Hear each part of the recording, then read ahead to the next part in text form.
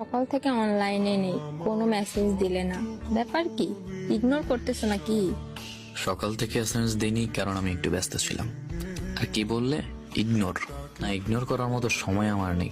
By the way, তুমি তো college গেছিলা তাই না? কলেজ থেকে আসলে কখন? কলেজ থেকে আসছি কিছুক্ষণ আগে। এসে তোমার কোনো এসএমএস না দেখে আমি অবাক হয়ে গেছি।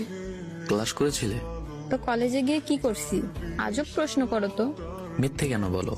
তুমি কলেজ গেলেও ক্লাস করনি। আমি গিয়েছিলাম কলেজে তোমাদের।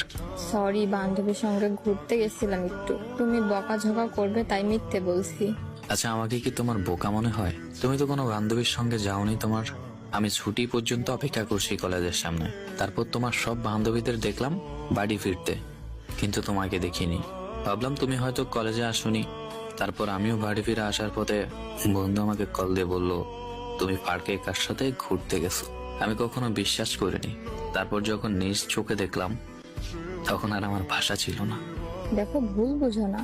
ওই ছেলেটা আমাকে লাইক করে। সে বলল মিট করতে তার সঙ্গে, তাই ডেট করে মিট করলাম। এখানে খারাপের কি দেখলে? একটা ছেলে তোমাকে লাইক করে আসছে, বললো তুমি ওর সাথে দেখা করতে, আর অমনি তুমি নির্লজ্জের মতো দেখা করতে চলে গেলে। বাহ, তোমার চরিত্র এত সুন্দর। আমি আগে জানলে কখনোই তোমার সাথে কথা বলতাম না। দেখো, এবার বেশি বেশি করতেছে।